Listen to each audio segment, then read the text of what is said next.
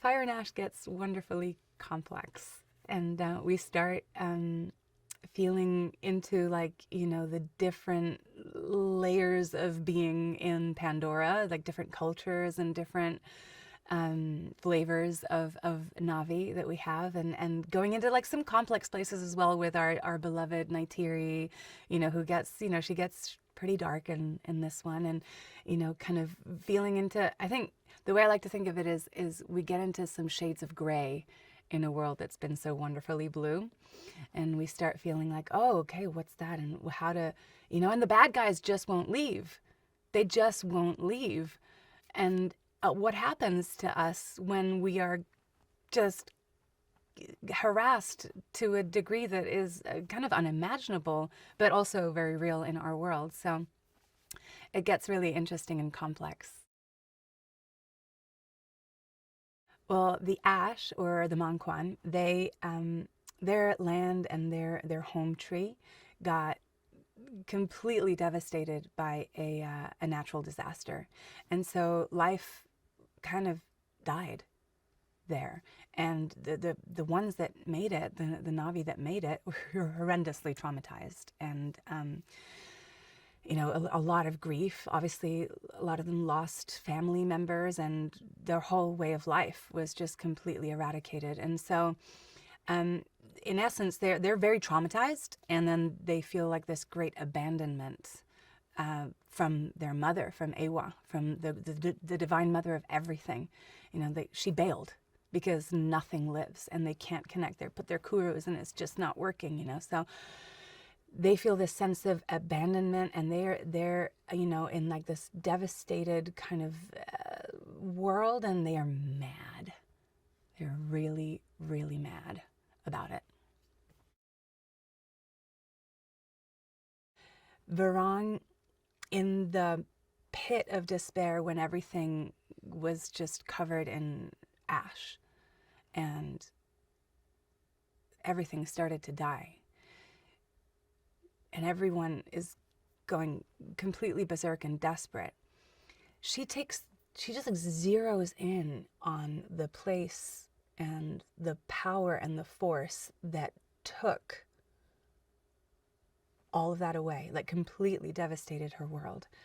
And she focuses in on it and just charges towards it and studies it and devotes herself to it, really, and becomes an ally of this force that defeated Ewa, that killed life.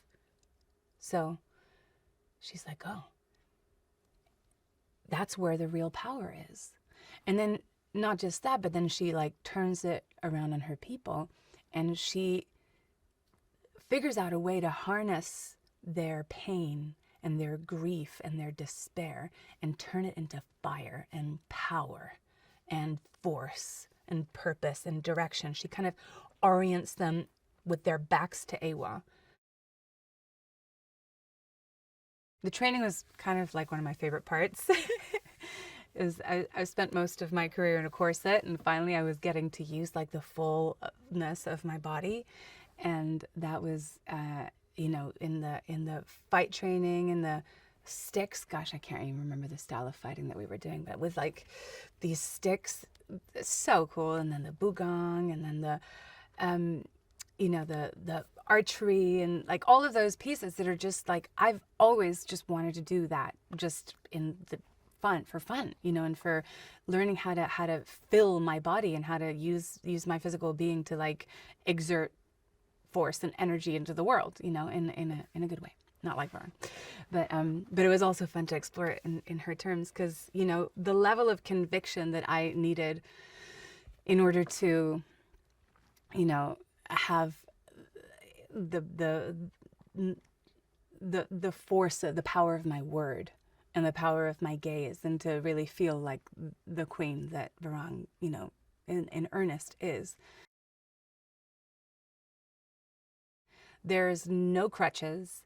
It is you and the truth of the moment that you are imagining in your mind and your commitment to it, and there is nowhere to hide. You have cameras everywhere. You have cameras right here that are following you around as you move your head. You have thousands of everything, nowhere to hide.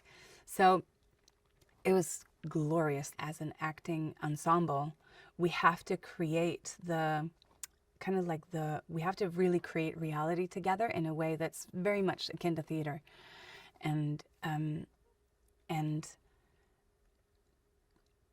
kind of lean on each other and really hope that it works, because there's no way to gauge if the size of what you're doing is going to match the size of what Jim has envisioned for the final product. And so you just have to trust and be in that trust in everybody. It's a really beautiful experience. It's like nothing else. I'm spoiled now.